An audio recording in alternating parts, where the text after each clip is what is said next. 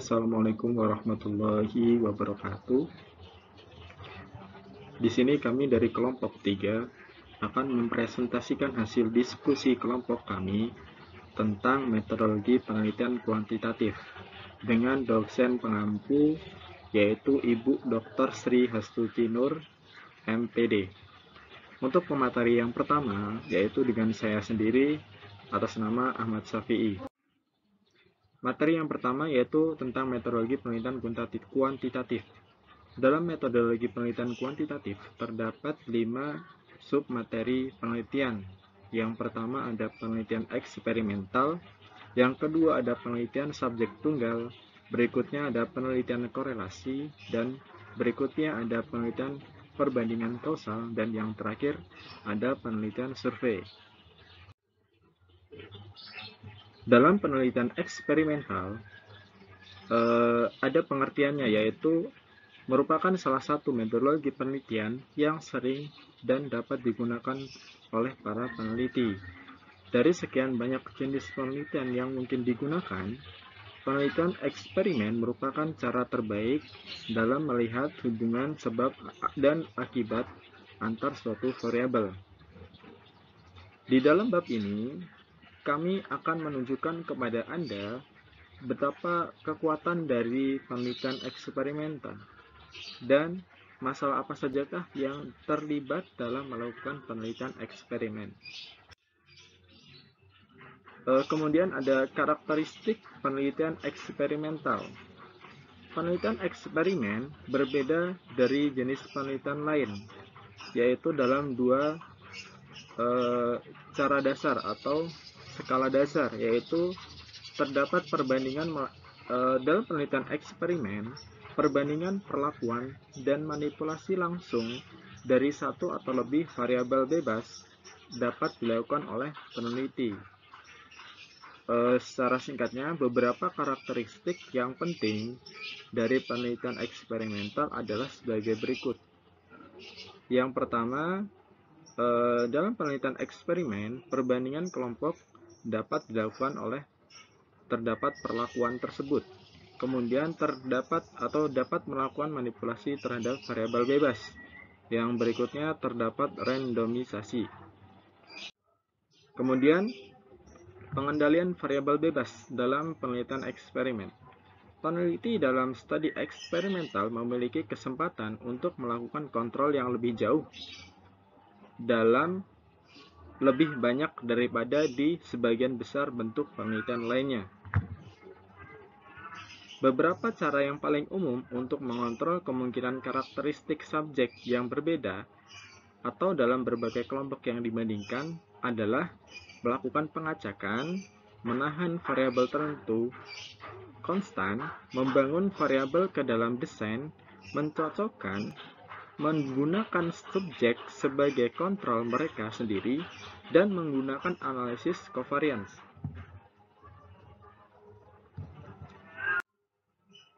Dalam desain kelompok penelitian eksperimental, terdapat dua jenis desain.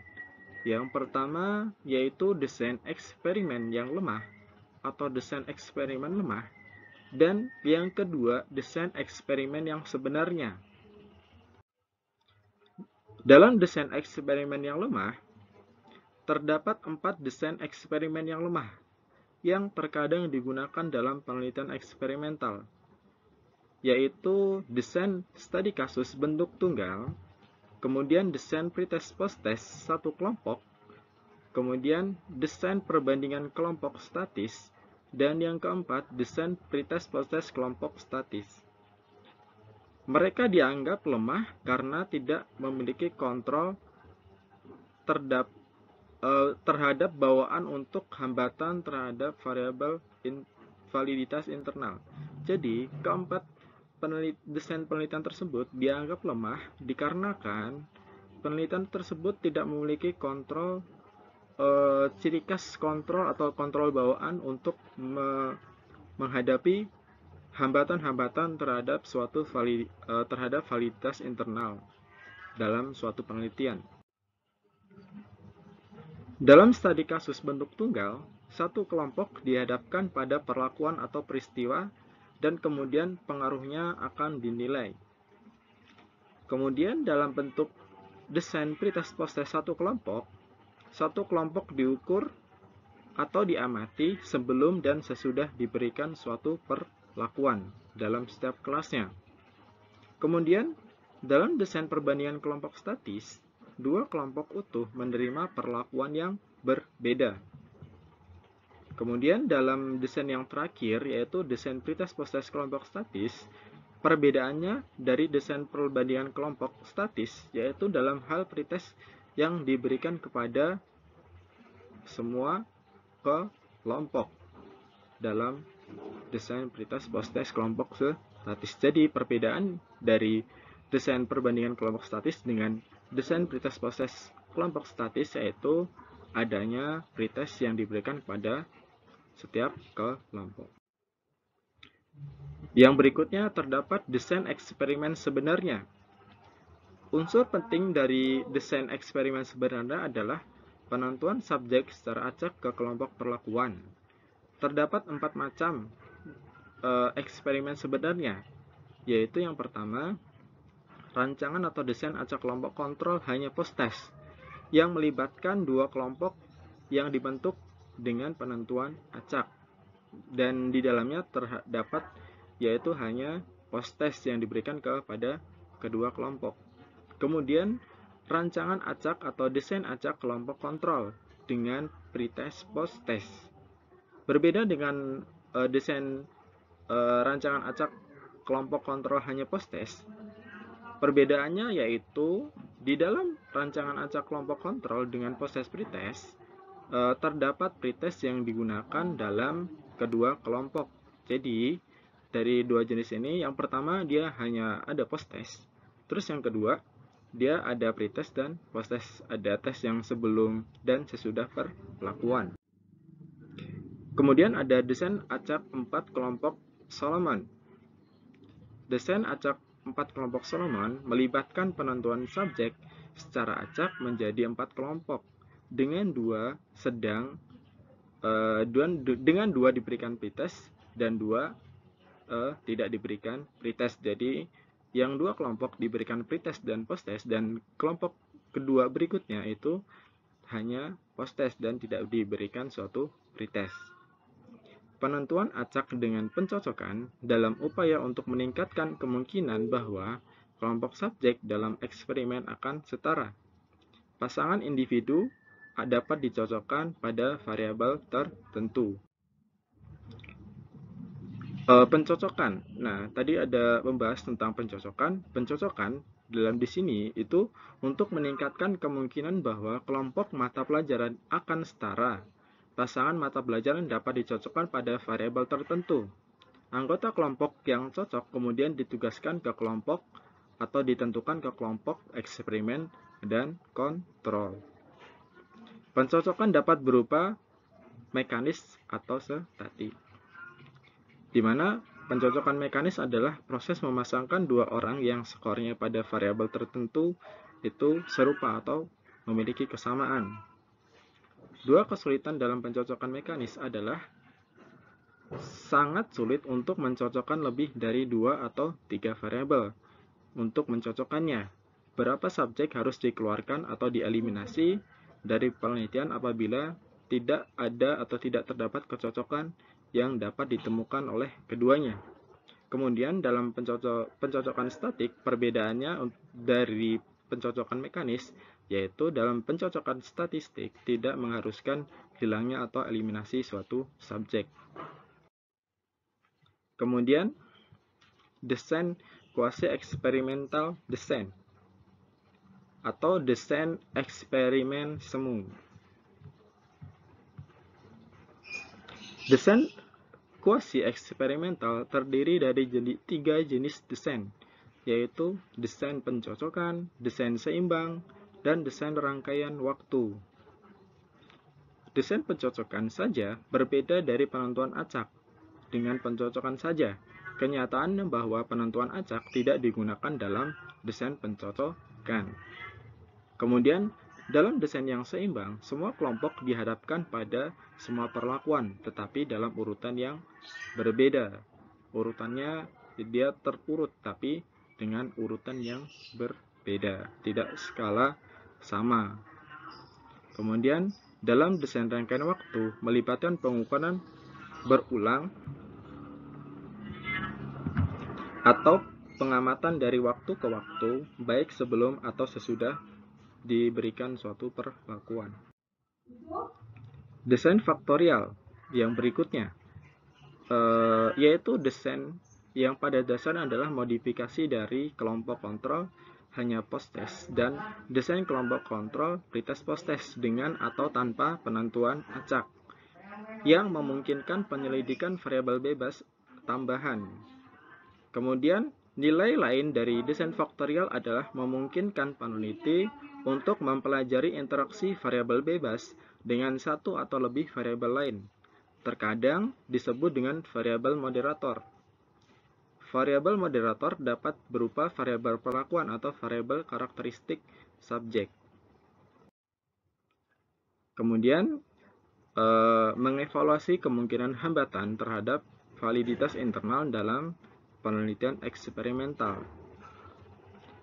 Yang harus diperhatikan atau pertimbangkan, yaitu pertimbangan penting dalam merencanakan studi eksperimental atau dalam mengevaluasi hasil studi yang disampaikan adalah kemungkinan hambatan terhadap validitas internal. Seperti yang telah kami tunjukkan, sejumlah kemungkinan hambatan terhadap validitas internal mungkin ada, jadi harus benar-benar dipersiapkan untuk mengevaluasi adanya hambatan tersebut terhadap penelitian eksperimental, terutama terhadap validitas internal. Kemudian, mengontrol perlakuan eksperimental. Desain yang dibahas dalam bab ini semuanya dimaksudkan untuk meningkatkan validitas internal studi atau penelitian eksperimental. Seperti yang Anda lihat, masing-masing memiliki kelebihan dan kekurangan, dan masing-masing menyediakan cara untuk menangani beberapa hambatan tersebut, tetapi tidak untuk yang lain. Jadi, setiap penelitian itu mempunyai cara masing-masing untuk mengatasi hambatan-hambatan dalam penelitian tersebut. Tetapi, tidak cara penelitian pertama untuk mengatasi hambatan tersebut akan berbeda dengan cara mengatasi hambatan dalam penelitian yang lainnya. Terdapat perbedaan pastinya. Materi selanjutnya akan disampaikan oleh saya sendiri. Nama saya R.A. Anissa Cahya Imani. Materi yang akan saya sampaikan terdiri dari penelitian subjek tunggal dan penelitian korelasi. Adapun karakteristik dari pentingnya penelitian subjek tunggal terdiri dari dua. Yang pertama, penelitian subjek tunggal melibatkan pengumpulan data ekstensif tentang satu objek pada satu waktu. Yang kedua, keuntungan desain subjek tunggal adalah dapat diterapkan dalam penelitian ketika desain kelompok sulit untuk digunakan. Adapun desain subjek tunggal terdiri dari 7. Yang pertama, desain subjek tunggal paling sering digunakan untuk mempelajari perubahan perilaku yang ditunjukkan individu setelah diberikan suatu perlakuan atau intervensi tertentu. Yang kedua, penelitian satu subjek menggunakan grafik garis untuk menyajikan data dan untuk menggambarkan efek dari intervensi atau perlakuan tertentu. Yang ketiga, pendekatan dasar penelitian yang menggunakan desain AB adalah untuk mengekspos subjek yang sama yang beroperasi sebagai kendali sendiri pada dua kondisi atau fase. Yang keempat, saat menggunakan desain ABA, terkadang disebut desain pembalikan. Penelitian cukup menambahkan periode dasar lain ke desain AB. Yang kelima, dalam desain ABAB, dua periode dasar digabungkan dengan dua periode perlakuan. Yang keenam, desain BAB digunakan ketika perilaku individu begitu parah atau mengganggu sehingga peneliti tidak dapat menunggu untuk menetapkan garis dasar. Yang ketujuh, dalam desain ABCB, kondisi C mengacu pada intervensi pada kondisi B. Selama fase C, intervensi diubah untuk mengontrol perhatian ekstra yang mungkin diterima oleh subjek selama fase B. Adapun desain dasar berganda terdiri dari 3. Yang pertama, Desain dasar berganda digunakan jika tidak memungkinkan untuk menarik kembali perlakuan ke kondisi dasar. Yang kedua, ketika menggunakan desain dasar berganda, peneliti melakukan lebih dari sekadar mengumpulkan data tentang satu tindakan untuk satu subjek dalam satu pengaturan. Tetapi, peneliti mengumpulkan beberapa tindakan untuk satu subjek, guna mendapatkan garis dasar masing-masing tindakan selama periode waktu yang sama. Yang ketiga, desain dasar berganda terkadang digunakan untuk mengumpulkan data tentang beberapa subjek terkait dengan satu tindakan, atau untuk mengatur tindakan subjek dalam dua atau lebih kondisi yang berbeda.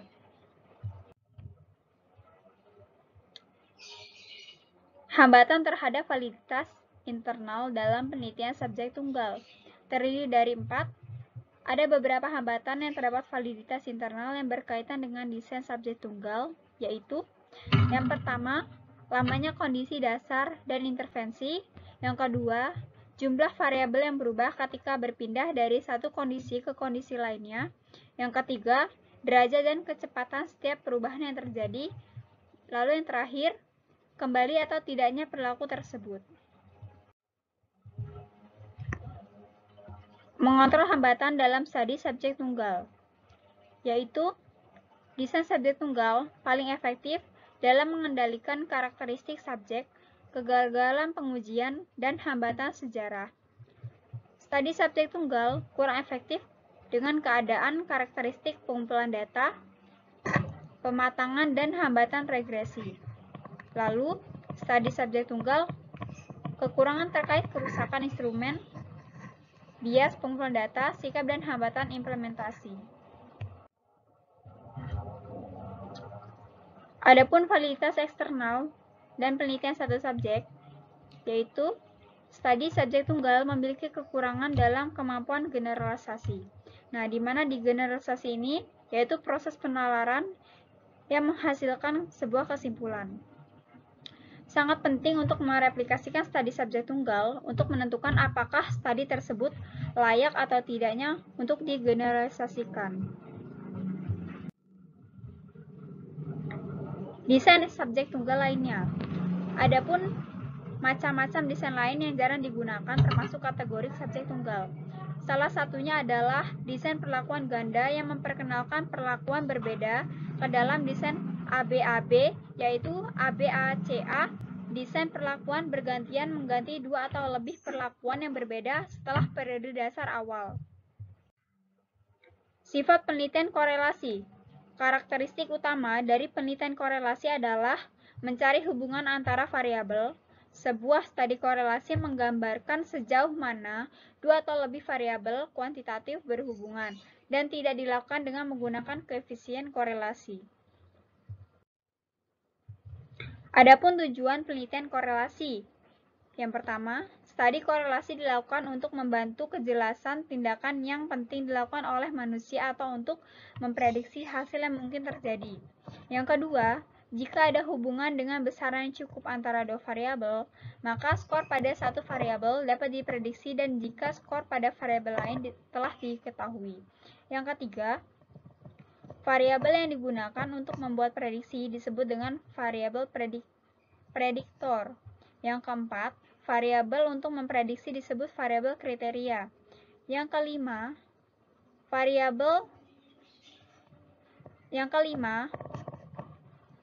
baik diagram sebaran dan garis regresi digunakan dalam studi korelasi untuk memprediksi skor pada variabel kriteria. Yang keenam, atau yang terakhir, skor yang diprediksi tidak pernah memiliki hasil yang pasti. Peneliti menghitung indeks kesalahan prediksi yang dikenal sebagai prediksi kesalahan standar.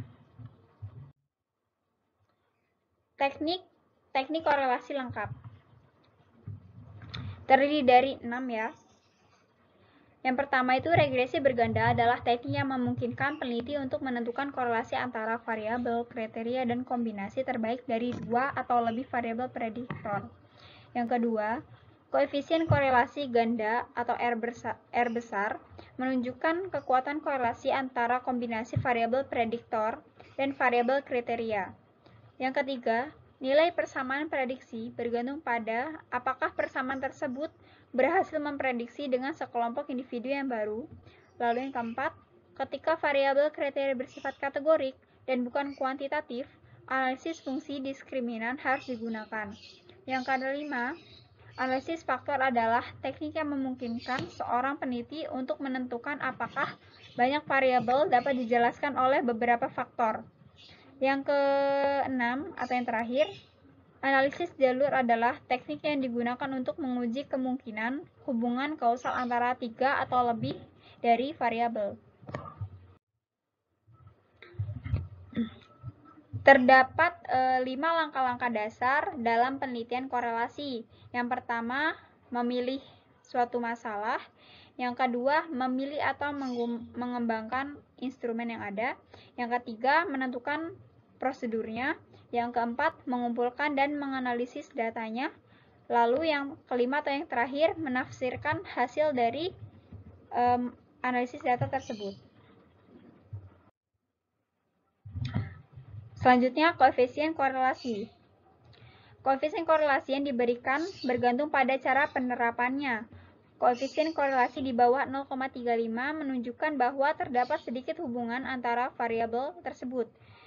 Korelasi antara 0,40 dan 0,60 mungkin memiliki nilai teoritis dan praktis tergantung pada konteksnya. Hanya jika korelasi 0,65 atau lebih tinggi diperoleh prediksi yang cukup akurat yang dapat dibuat.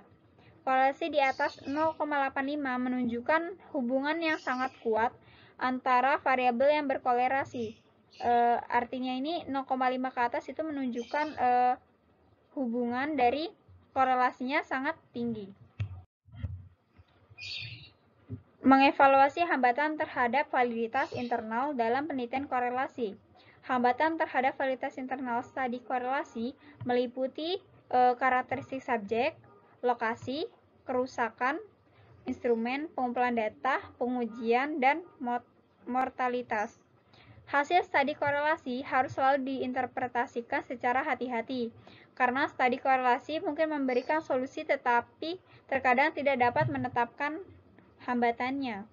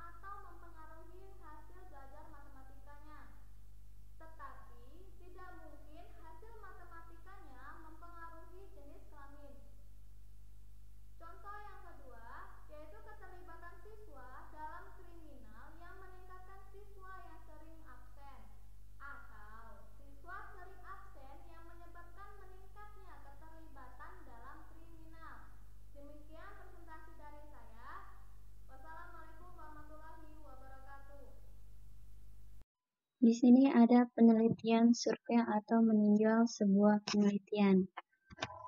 Definisi survei adalah cara seseorang untuk mengumpulkan informasi tentang topik atau masalah tertentu.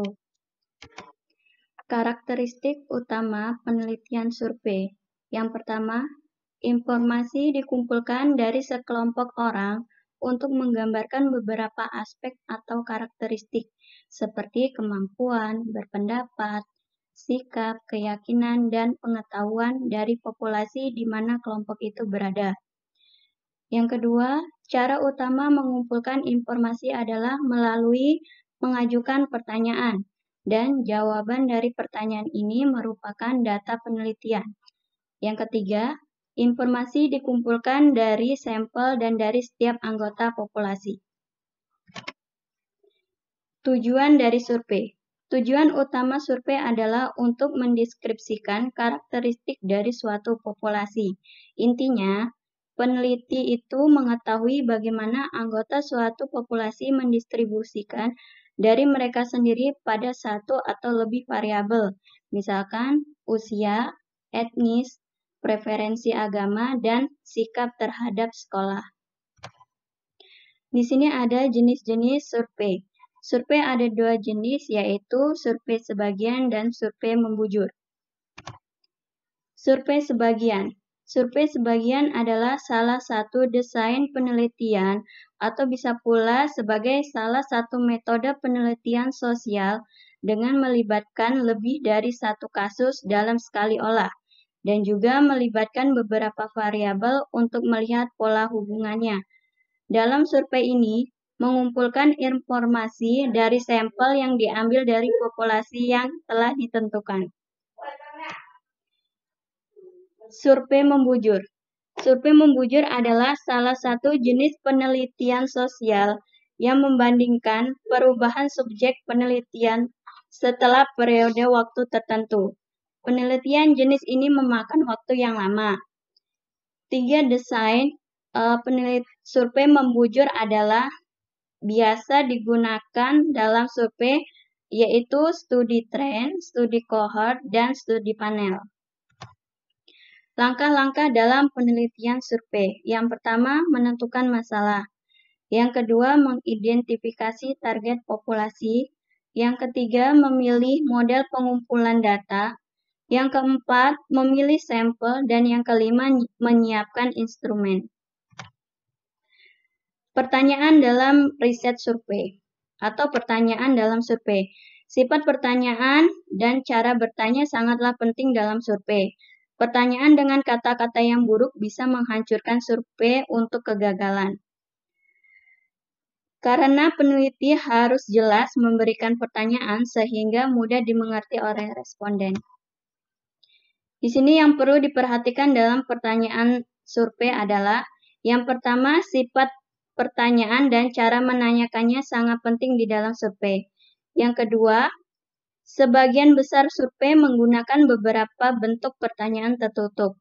Yang ketiga, instrumen survei harus diuji terlebih dahulu dengan sampel kecil yang mirip dengan potensinya responden.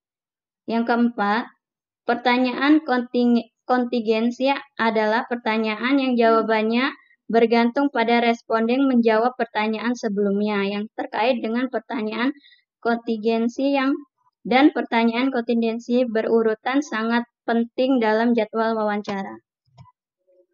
Selanjutnya, surat pengantar atau surat lamaran dikirim ke calon responden dalam survei. Surat yang menjelaskan tujuan dari survei dan kuesioner ini. Tekankan pentingnya topik penelitian dan diharapkan terlibat kerjasama responden. Selanjutnya, wawancara. Pewawancara telepon dan pewawancara tatap muka perlu dilatih sebelum mereka mengelola instrumen survei. Baik total non-responden maupun item non-responden merupakan masalah utama dalam penelitian survei yang tampaknya meningkatkan dalam beberapa tahun terakhir. Ini masalah karena mereka yang melakukan tidak menanggapi sangat mungkin berbeda dari responden dalam hal bagaimana mereka akan menjawab pertanyaan survei tersebut. Ancaman terhadap validasi internal dalam riset survei. Ancaman terhadap validasi internal survei meliputi lokasi, instrumen, kerusakan instrumen, dan kematian. Selanjutnya ada analisis data dalam penelitian survei. Persentase dari total sampel yang menanggapi setiap item pada kuesioner survei harus dilaporkan, serta persentase total sampel yang memilih setiap alternatif untuk setiap pertanyaan. Sekian presentasi dari kelompok kami. Apabila ada kesalahan, kami meminta maaf dan kami buka sesi pertanyaan. Selanjutnya kami akan buka sesi pertanyaan di V-Class. Terima kasih.